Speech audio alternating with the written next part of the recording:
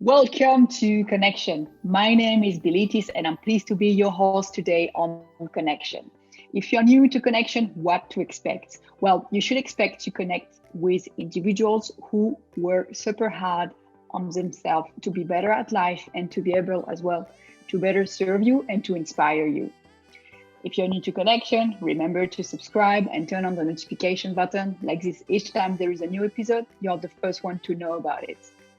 Well, today I'm pleased to introduce you to our super special guest, Miss Avantika Dixit.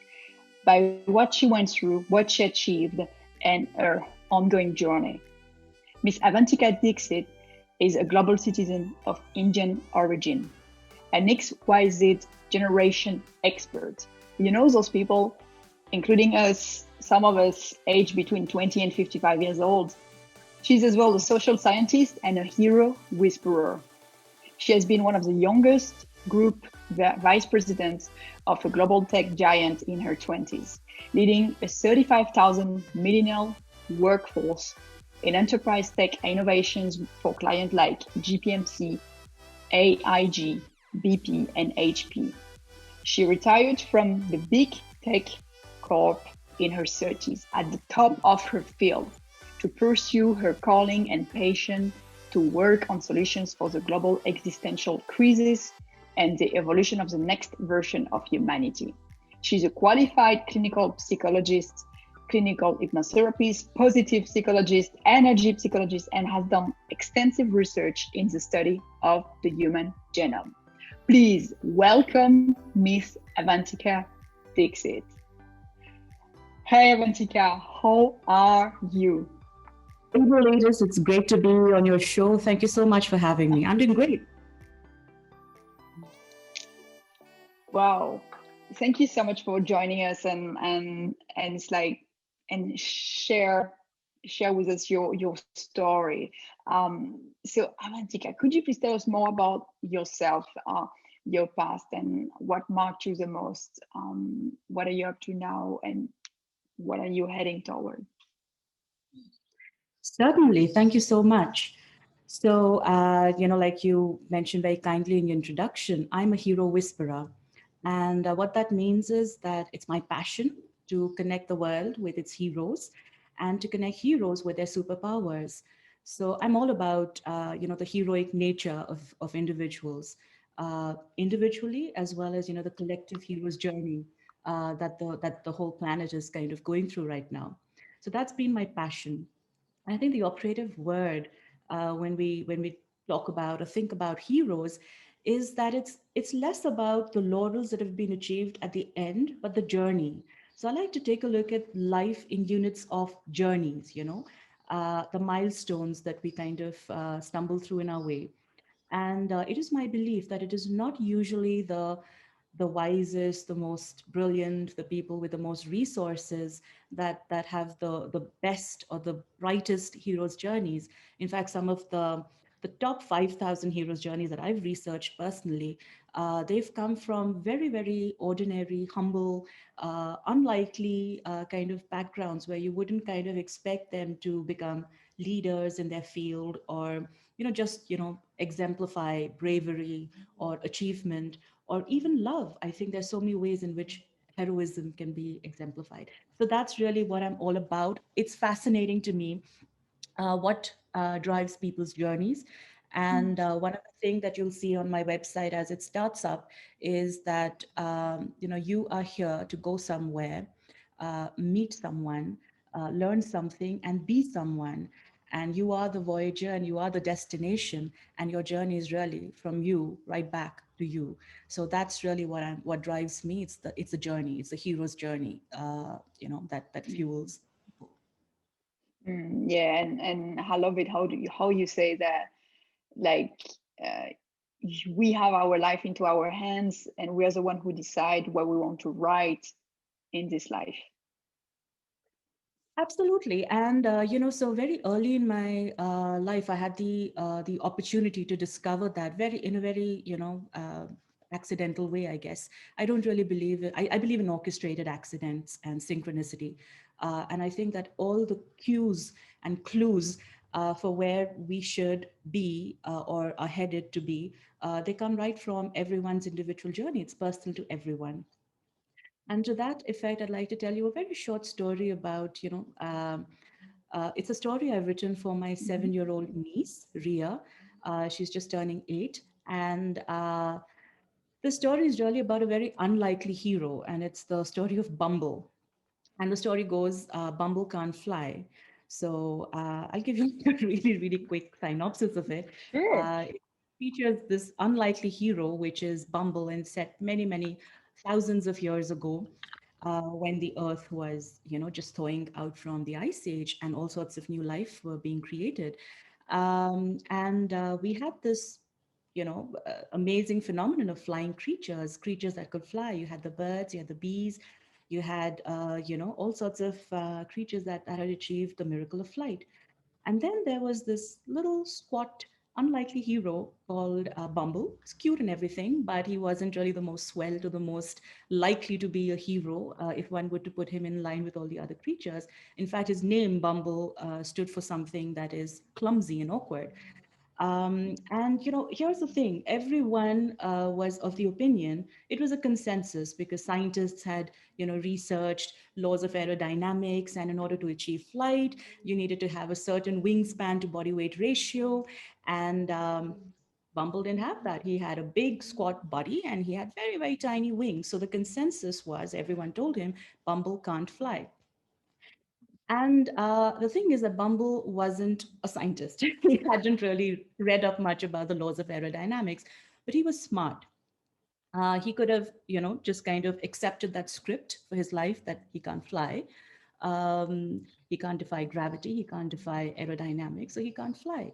But what he did was he thought, and he had a conversation with his higher self and his guidance, and it came to him that um, everything that he loved had something to do with flying. He clearly believed that the desire to fly, the passion to fly, was so strong in his heart and his soul that that was his first clue, what he really wanted to do. The second clue was that everything that he loved to eat, he loved to eat a lot, and everything that he loved to eat was high above the ground. So that was his second clue, that if he wants to get to the things that he loves, he's got to be able to achieve that height. And the third thing was that he was smart and he knew he had wings. And why would the universe give me wings if I wasn't meant to fly? So putting these three things together, he said, I don't think it's possible that I can't fly. There must be something deeper and more meaningful that I'm here to discover. And then his, guidance and his higher self spoke to him, and I said, if you don't fit in, that means that you must find a new way. You must lead a new way. And that's when he started thinking, what do I have that the other flying creatures don't have? I mean, all of their power is in their big wings. I have all of my power in my body because I have a big body.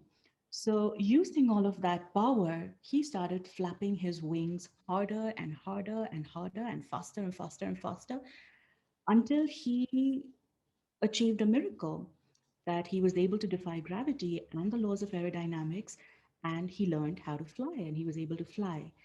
That's just like, the first miracle, the miracle of Bumble flying. But it goes much deeper than this, because there was a reason and a purpose. And this is why, I have my second thing you'll find on my website and my program is that the universe serves you because you serve the universe. And there was a reason behind why Bumble was created different from all of the other flying creatures. And it was because, with the Earth just recently thawing from its last ice age, it needed to be populated with vegetation at a very, very fast rate. And all of the pollinators, which were the other flying creatures, they weren't able to do it the normal way of flying. When Bumble learned to fly the way he did, he created a very special and unique way of pollination. It was called the buzz pollination because, flapping his wings 300 times a second, it just created the most superior form of pollination, which is the fastest. And in fact, half of the food that we eat right now exists because of buzz pollination. And Mm. that is the second miracle as to why, he was created differently and he had to go on his journey of finding out the whole thing. But the final thing is really, what makes him The biggest hero of all is that because he didn't have it handed to him, he had to work at it. He had to kind of, look for the meaning, look for the clues, look for how to kind of, navigate the journey. He mastered his craft. Bumble is the highest flying insect in the world, and he can survive in 6 continents and has been found to be flying high above Mount Everest, the highest that no other insect is found there. But Bumble can fly, 9,000 meters above sea level. And that really is the story of Bumble can fly, a very unlikely hero who found out why he was different, what his hero's journey was here to be, and he found out how to save the world by just doing something that he wanted to do anyways and had a great time doing it. And yeah, it's all about like it's fantastic that you created this story for your young niece, because it's as well at a young age be inspired on understanding what are my capacities, what can I do, I'm special, what can I do with these things that I don't know yet how to exploit. I don't know how to make good use of them, but asking yourself what can you do with your capacities. Yeah, and to me, I think that's really, I wanted to lead with that because I think a lot of people believe that I can't be special or a hero because, I don't look a certain way or I don't have the right skin color or the right passport color. There's these limiting beliefs that all of us kind of have because of our inner critic and all of the voices around us. And we internalize that. And with the XYZ generations, that's really what I figured out that, they're here to be template changers. I'm really passionate about, as a social scientist and somebody who's a therapist, a social therapist really for multiple generations. These are the generations that are writing the story of this century. Just 100 years ago, the baby boomers and the generations before that wrote the story of the previous century. And it is the XYZ generations that are writing the story of, the now of everything and the future of this century. They're going to be relevant for the next 50 to 70 years. And yeah, so I think that this message is very important for them to understand that these generations are here to be template changers.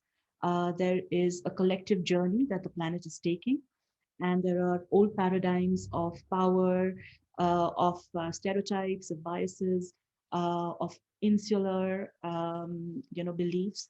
And the XYZ generations are, the Zeners, the millennials, and a lot of the XY cusps.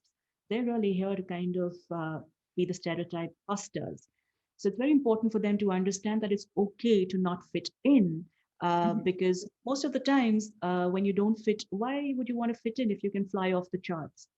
And that brings me to my own story because, you're with your kind information, maybe sound like I'm a huge achiever.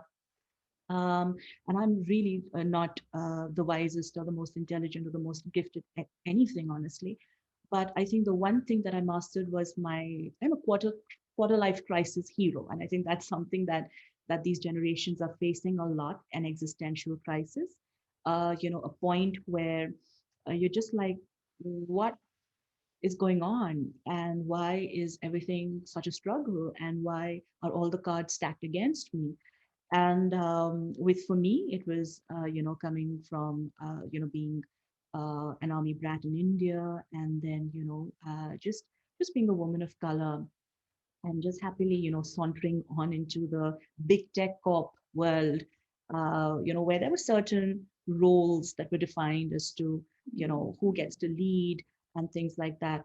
And I truly believe that it wasn't skill or this thing, although I mean, I hope I wasn't doing a terrible job. I hope I earned my keep. But I think I was Yeah. literally put into positions, leadership, of representation, so I became a group vice president, leading 35,000 people in my 20s. And that to me is incredible. It's absolutely not something I grew up believing I would do. I also kind of was part of the crew that has digitized,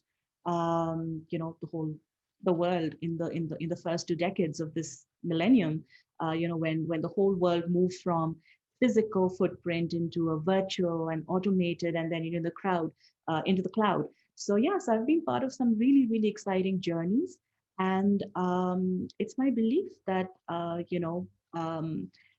that's really the story of the century. The story of the century is that don't believe the story that you can't do something or something is not available to you and accessible to you. Um, the first time you hear that it isn't, it's probably not that it isn't. It's probably that you got to figure out, it's not available that way. So I need to figure out a new way to make it accessible. And that's really the whole thing. And for me, the hero's journey, which is of course Joseph Campbell's such a beautiful model for hero's journey. Mhm. It's something that's just an allegory for how our life gets structured. Whether it is as a parent, whether it is as a spouse or a lover in a relationship, whether it is in our career, in a profession, with our purpose, whatever, with our health. There are these loops of quantum leaps that kind of come as milestones into our life. Um, and for me, I think the first point of initiation was when I was in my early 20s. I was about 23 and I had, my MBA, and I was actually quite a very colorless person. I don't think I had much ambition. I was creative, but I really had no direction in life. And then I had this diagnosis that I had a brain tumor. And when this diagnosis came to me, I was in shock. Clearly the message was that, and this is, I'm talking about, had access to the best doctors, the best neurosurgeons. And collectively, the script they gave me was that, you're going to have to go through a 10 and a half hour surgery, which is when you'll be brain dead all of that time. And it's very risky. Your odds are, 50-50. And even when you do like make it out of it, it's going to be a life that's very, very medically assisted. So lifelong medical support. You can't travel, you can't work. And I remember kind of, with the ignorance of youth. They say ignorance is bliss. I honestly didn't know all of these wonderful deep wisdoms of that, one must think positively and one must kind of, this thing. All I knew was that, like Bumble, I was like, if the one, this deep desire in my heart is to travel and to, kind of meet people and to explore the world, that desire wouldn't have been Mm. put into my heart and soul if, it's like the end to that, and all I have to do is kind of this thing. So the first flip, or my first hero's journey really was to kind of be the quarter life crisis hero, as I said, and overcome that. And I overcame it and I beat it. And, Wow. 3 years later, yeah, 3 years later, I was medication free. And I, you know, when the neurosurgeons, took a follow-up view examination just 2 months after the surgery of my brain, and they, this is like a full, cranial surgery that they did. They cut the whole thing open and everything. When they kind of went back and looked, and just 2 months later, they said it looks as if no one has touched this area. It looks like it has healed so beautifully back. It looks so perfectly formed. And that was actually my first foray also into understanding more about neuro sculpting, and how our synaptogenesis and neurogenesis, and how energy affects our healing and our thoughts and our everything. So yeah, so I kind of had, I'm blessed that I learned all of that absolutely without signing up for any college course to do so, and totally undeservedly so. But like Bumble, I just figured it out that, that's really where the secret sauce lies. Mm. Thank you so much, Avantika, for sharing again this part of your life, because it gets us to understand even more your drive for what you do now and why you're so much involved in what you do, and as well, maybe another message is that we don't have all to go through the same difficulties, or this amount of crises to be able to be our own hero. um like, yeah, like the intensity of the story is not always a necessity to go far and beyond in our potential. What do you think? I hope not. I do feel that, the bigger the hero's journey, the higher the degree of intensity of the initiations and the Mhm. crisis that one does encounter. but it looks different for everyone. That's just Mhm. my experience. Is that after 3,000 sessions of therapy with people from around the world, that's really what I've discovered, is that everyone is going through their own journey, and what came through to me in the form of maybe some health crisis, it could come through various doors, but these are all staged and orchestrated for our learning and for our development. So it could come through a relationship crisis, it could come through a financial crisis, it could come through, some learning moment where your known material world around you kind of collapses and you get initiated into, I call it a blessing, a gift in disguise, into an ability to tap into your deepest reserves of authenticity. What the stuff that you're really made of, your grit, your grace, your resilience. And I don't think that heroes are built in times of sunshine and rainbows. That's the reward that they get to, once they have crossed the done the work, processed the journey really. The rewards are immense, and it's so worth it. But yes, heroes are built in times of crisis, and that's just something that I've evidenced.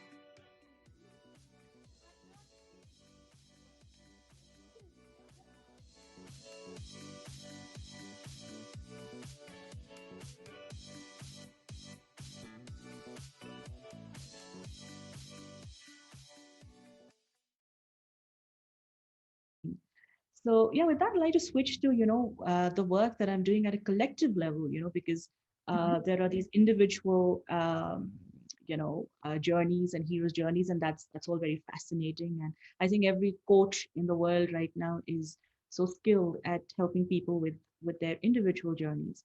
The one thing that I have had a vantage point. Again, I think that people's hero journeys take them exactly where they need to be. So as I said, I wasn't the most brilliant strategist, I guess. But I think I was taken to the places in my life so that I could learn and be prepared for what I'm doing right now. And for me, that was, having access to big picture, having access to what the global view is, having access to the fact that, there are certain universal phenomenon that are taking place. So yeah, so I'm all about collective consciousness as well, and I feel that there is the play or the dance between the individual hero's journey, which everyone has. It is an exercise in individuation where you jump the matrix, and I call it unhypnotize yourself. You go into an unhypnosis moment where you don't believe into what you have been told you are, but you discover through your own application and through listening through your authentic voice who you truly came here to be and who you truly are and have always been. So there's that process of individuation. And then there is this process of collectivizing. There's this unity consciousness. There's this process of understanding that you are not just a lone wolf or a lone wanderer, and this is not a solitary journey at all, but it is a piece, and every piece together. It's like those. We see these formations of skylarks where they literally go into the sky and they make one giant big skylark. We are at this point on the planet a 7.8 billion human organism that is having a collective hero's journey. And so yeah, so Woke Hero, which is my baby, my brand, my Yes. gift, my service, is all about helping people with their individual heroes journeys and helping them tap into the planetary ascension that is taking place, because there is a planetary hero's journey as well that is taking place right now. Well, yes, and thank you so much for having creating for having created this program that you are now starting to deliver, to raise awareness and to raise global consciousness. And Avantika, what would be your, like, if let's say you had 24 hours to live, what are like your 2 to 3 messages that you would like us to know? What is it that you want to leave behind as 2 key messages? Yeah, if there's like anything I've learned in my short time on the planet that I would love for, for, let's say, the youth, the following generations to kind of know, the children of our future to know, and even the, all of the people that benefit from this message. The first one is really to love, love, love in a capacity that is infinite. So a lot of people are able to love their own children, their own families, their own parents, their own brothers and sisters. What I've really seen the value of being able to love every child, every human, to be able to connect with, understanding that we live in a holographic universe, and every human or being, actually, I wouldn't even restrict it to just human, every being, every unit of consciousness is a part of us.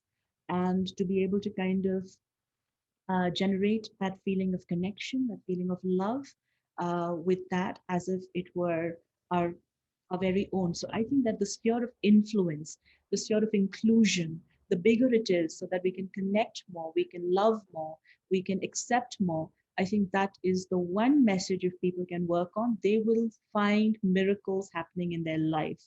Because what that will do is it will take them away from victim consciousness, it will take them away from separation consciousness, it will take them away from a lot of phenomenon which actually we create with our own thoughts and our own fears and our own scarcity beliefs, when we believe we are separate, better, or worse than everyone else. So yeah, so I think that the one single message, I think the one thing people, the world, with its competitive success formula, with its survival of the fittest formula, it has kind of gotten that wrong, that there's somehow a rat race, and there are people that are better, there are people that are worse, there are people that are heads, and there are people that are behind. Well, I think that's just bullshit. Sorry for the French. But I think yeah, so I think that the truth really is that everyone is to be honored, respected, and is a part of us. I think Hmm. that's a pretty heavy message. So I think I'll just keep it at that. Not try to give more messages than that. I think if we get this right, everything else falls into place. Yes, and I love your message because it's all about, yeah, understanding that we are all one. Actually, we are all connected, and and yes, we are never alone. And it's actually when we separate ourselves from the crowd, we lose our way. And yes, understanding that actually as well we are reflecting into one another. There is always a piece of us with someone else, and so actually we all reflect one another, and we have as well we have to be able as well to accept others as they are, Yes, and more absolutely. acceptance, more compassion, and more understanding, more love above all. More love, more love. And everyone that's in our life is here to teach us something, to give us a piece of something, of our journey. And whether those lessons are lessons which are full of joy and radiance and gratitude and things like that, or they're lessons which are sobering, lessons of maybe not such happy experience. They're all acts of love. I believe that very, very strongly, that We all kind of, these are orchestrated stage journeys, and we all play roles in each other's lives to just bring lessons of love one way or the other. Yes. And Avantika, how can we connect with you? How can we know more about what you do with the work hero? Great. So yeah, so I have been in hermit mode for from 2016 all the way till 2019. I Mhm. was on a very private stealth mode kind of a practice because I was also going through my spiritual initiation and awakening moment, which is something I go into a lot in my programs as well. And that was a time where I met amazing teachers, around the world, and collaborated, learned, uh, just been so blessed and so privileged and so honored to have received instruction and guidance from, I think, the best in the world. And as a happy result of that, as I said, in 2016, I set up my private practice as a therapist, a social therapist, and a personal therapist. And I started with one-on-one journeys under a brand name that I had created. It was called Avantika's Happy Place. And out of those 3,000 sessions where I was able to kind of distill my own personal journey plus the journeys of these 3,000 clients that have been my teachers, honestly, in helping humanity with certain repeatable and reproducible formula for accelerating one's hero's journey. In 2019, I started working on this brand called the Woke Hero. And this is where I'm working with, it's my global presence. It's a digital platform that I've created, and this is where I have distilled all of the learning from my personal journey, personal methods, personal rise to success, personal understanding of, how to navigate relationship issues, career and professional issues, glass ceilings, insular borders. How does one kind of navigate all of that? And then also to kind of take a look at the spirituality, which is basically the source of the superpowers. Honestly, there it's not something that you learn, but it's something you connect in with, that's always been inside of you. And these brilliant 3,000 journeys that I've had the privilege of participating with, learning from them vicariously, that's just like compounded into such a beautiful program that I've created. It's a 9 milestone program. It's on the website walkhero.com. You can always write to me at Avantika at walkhero.com. And do check out, we're going very, very globally social, because this is a social platform. In December 2020, you'll be able to kind of see this. I think Thanksgiving is when the whole thing comes out very, very bigly around the world. So yeah, that's where you can find me. I'll give a very quick synopsis of these 9 milestones as well, and they've been curated with a very definitive purpose to really accelerate people's journeys, both individually and also the world at large. The first one is really to start off with the Global Ascension Portal, which is where I connect the individuals with the planetary ascension. So it really has what I call a compounding, just like you have the difference between simple interest and compound interest. It's a very multiplying and accelerating process to kind of, tap into them. The second milestone is Disruption Remedy. It is really my mental health program, which is for heroes, because we all kind of go through burnout and stress and clinical depression sometimes. And at this point, I do have some really winning strategies as to how to kind of overcome that and bulletproof oneself from that. The third milestone is that of authenticity. It's just the way you are, because the secret sauce is you. Just like in Kung Fu Panda, the secret scroll, that's what the message to Po was, that the secret sauce is you. There's no other secret ingredient. So you really need to tap into that and to quiet down all of the other voices which tell you to be what you're not. The fourth milestone is that of, this is where we kind of go into the world changers ikigai, or impact ikigai. And ikigai is a Japanese concept, but much like what Bumble discovered. I think, these generations that we have right now, we've got to take a look at the fact that success and abundance and wealth Those are great things to chase, but they have to be linked with the impact that one is having in order for them, because I think that's really the tenor of this century, is that success is a direct, relationship of your impact on the world. Take a look at the most wealthy people on the planet right now. 95% of them are there because they're touching the lives of so many people. So yeah, so that program, kind of creates a map and a navigation story where people can tap into that. And then the next two programs are really about relationships. There's something called Soul Lovable, and in my experience, I've discovered the evolution of relationships, where it's really gone from very karmic, egoic based relationships based on mutual needs, and I think it's really evolving into soul based relationships, which are for orchestrated for mutual growth and to fuel spiritual transcendence.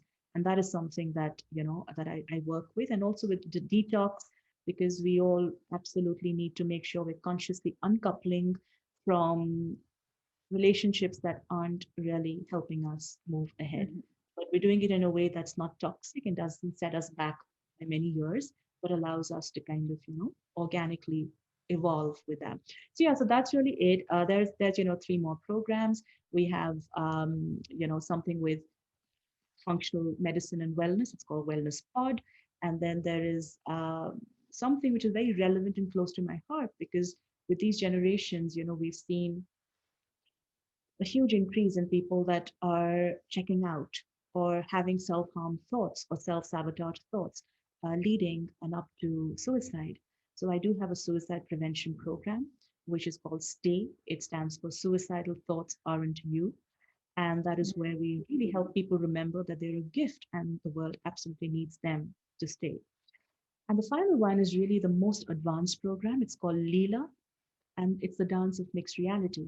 So it really is, where my journey started off in the corporate world in mixed reality, helping these big footprints enterprises like JPMC or BP or AIG.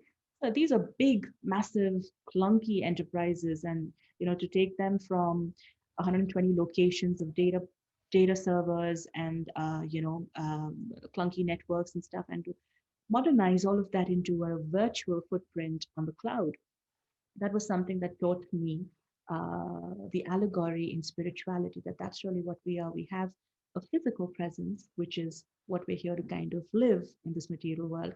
That's always kind of in synchronicity with our eternal journey, with our spiritual journey. And it's that dance of mixed reality, how to kind of orchestrate our cosmic self in a material world, that the program kind of ends with. So I'm very excited about this, offering these 9 milestones Mhm. to the world. It comes from a lot of cutting edge science and a lot of esoteric wisdom, because I come from India and have a lot of Eastern wisdom coded into my DNA, and I'm absolutely taking advantage of Well, Avantika, thank you so much for involving so much yourself in how to unlock the potential of others, how others can become their own heroes, and Connection wish you all the very very best for you to have a successful launch on your program on the Work Hero and all the different amazing and unlimited program you are offering, like for to get us to our next stage and to live in our zone of Europe. So thank you again, Avantika, for coming up on Connection, and wishing you all the very best to continue your journey and continue to work. You're working from within, and we can see that, we can feel that. So all the best on continuing your own journey, and I'm excited as well to see how it will all go for you and how you will impact so many other souls. Thank you so much, Bilitis. It's always a pleasure to connect with you. And yeah, this has been really special. Thanks a lot. You're most welcome, Avantika. And well, to all the connectors, well, if you have liked this episode, well, give it a like, and as well, remember to subscribe if you didn't yet. Like this, each time there is a new episode, you have the first one to know about it. And well, I'm looking forward to see you at the next time. Thank you, everyone. Make the most of today's recording. And remember, love yourself and love others. Take care.